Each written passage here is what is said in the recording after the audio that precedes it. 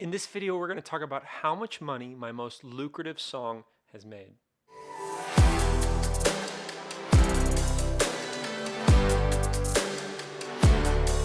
I've been releasing music independently to stores online for about 9 years now, and I kind of equate it to planting seeds. This may be a weird metaphor, but it makes sense in my head. So every time I release a new song, it's like planting a seed, and some of them grow to be really big, while others just shrivel up and die, unfortunately.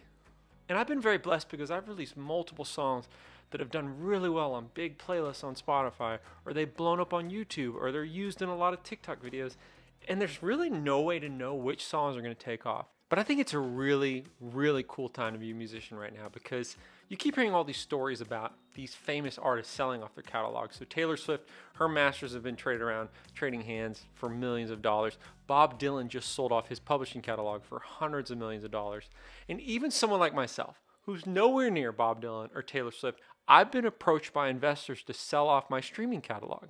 And it's something that's intriguing to them because music royalties are not affiliated with the stock market. They're not affiliated with real estate or precious metals. If the economy tanks tomorrow, for the most part, streaming should be fine.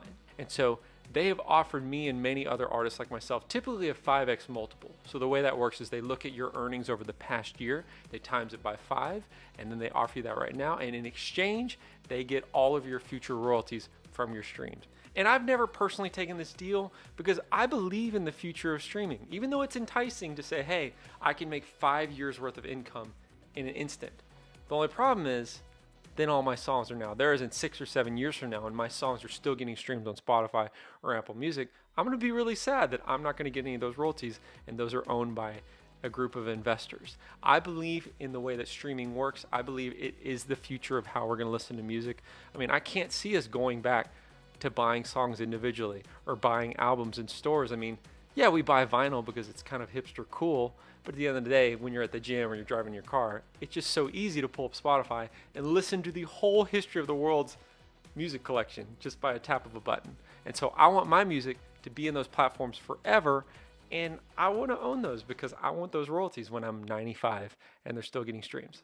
And there's actually a resource I want to show y'all. Goldman Sachs put this out. It's kind of a study of the history of the music industry and where they project it to go in the future. And we'll do a quick overview of this, but here's a graph that shows kind of the earnings of the music industry from 1998 to projected to 2030. So this dark orange line right here, this is the recorded music revenue. You can see it was doing okay here. It was going down in the early 2000s because people were stealing music, and they projected to go up. And you can actually see it kind of scoop up as streaming picks up. I think this is funny because this white portion, this is from live music events. And unfortunately, we didn't go to live shows this year, so it tanked because of the you-know-what. I'm not going to say it. But you can see how they project the industry income to increase with recorded music because of the prevalence of streaming. And then if you scroll down here, I'm going to put this link in the description so you can look at this more in thorough, but the only other page I really want to point out is this one right here. So you can see in 2019, there were 341 million paid subscribers to streaming services in the world. And they project by 2030 for there to be 1.2 billion. So they expect it to quadruple. And this is amazing for artists because, especially for independent guys like myself. So there's a pool of revenue, and that's split by how many streams your music gets, and that pool increases when more people pay for the services. So with 1.2 billion people paying for streaming services, that royalty pool is going to grow. And not to mention, more people are going to be listening to your music, can get more streams, and there's more money to come from the pool. So I really believe in the future of streaming and where it's going, and I just can't see there being any other way we listen to music, at least in my lifetime. I mean, I don't know, maybe they stream it into your brain directly, but still that's going to pay out royalties. So I don't want them streaming in my brain, but if they do, they better pay me royalties for it. Okay, so now let's talk about how much money my most lucrative song has made. Here's actually a screenshot of the sales report for this song, for the overall sales. And in black, I can't show you the song's name or ISRC or any of that, so I blacked that out. But under this post-it note, we'll talk about how much money it's made from streams and downloads. One thing to keep in mind, this is purely just the royalties made from the master recording and just the royalties made from online stores like Spotify or iTunes or Apple Music, just the streaming and download revenue. This isn't going to count if the song gets placed in a sync placement or if it gets picked up on satellite radio, those are a different kind of master royalties.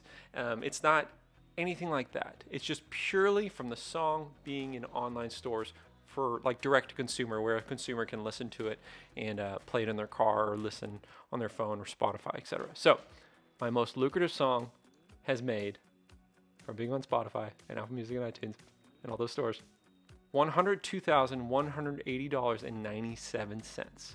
Now, that's a combination of, we had 1,331 downloads. These are like iTunes sales. These are the downloads. It's like $1.29 a piece. Every time that gets downloaded, it adds up to right here, and I got $1,171.70. So you can see that was a pretty small percentage of this. Unfortunately, I started putting music on iTunes in 2011, and that was such an important part of my income. Like, it meant so much to me. I was making like $1,000 a month from iTunes, and when Spotify and Apple Music came out, it terrified me because I saw the writing on the wall. Why would people download songs anymore when they can just pay for like less than the cost of one album a month to get unlimited music? And so I kind of realized that that was going to start to fade, and it's pretty obvious that it's dwindling, but it's still there. And every year you hear these rumors, or at least I do, that iTunes isn't going to be here anymore at the start of the new year. And if they told us tomorrow that we're going to shut down the iTunes store, I wouldn't be surprised. So just kind of ready for that. But the bulk of this came from 28,228,437 streams in other stores. Now, this is a combination of Spotify streams, Apple Music, Tidal. There's like a ton of stores you probably never even heard of. I don't even know where they are, but it's a culmination of all those stores. So if you do the math, let me get my calculator.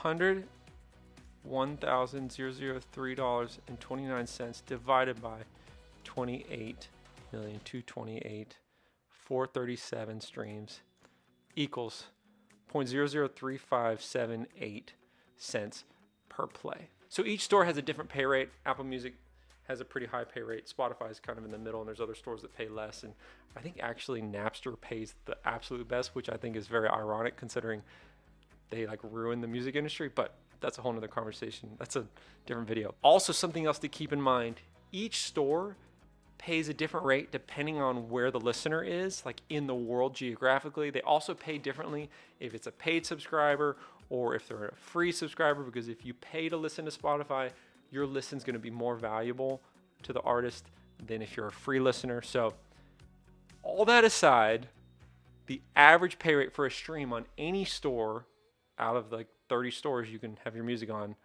the average is about 0.003 cents. So it's like a third of a penny. And it typically ranges between 0.003 to 0.004. I could pull up 5 more songs of mine and this number would be different. So just for simplicity's sake, we're going to say it's about a third of a penny. So this is a big part of the reason why I've never wanted to sell my catalog. I mean, if you look at my expected life expectancy, I could be here for multiple more decades, and my songs have only been up here for a few years, and I've generated over tens of millions of plays. And so I think it could potentially be very lucrative in the future. I mean, I want to leave my songs in stores for the rest of my life. So I don't plan on selling my catalog any day soon to any investors unless the multiple is insane. But there is something a little bit more unique that I have been doing that I wanted to talk about. So if you followed me for any amount of time, you've probably seen me advertise for this, but every once in a while when I release a song, I'll offer a portion of the future royalties for sale as part of a campaign. I did this for my song. I did a cover of Umbrella. I did this. I did a cover of John Bellion's All Time Low, Can't Help Falling in Love, Hallelujah by Leonard Cohen.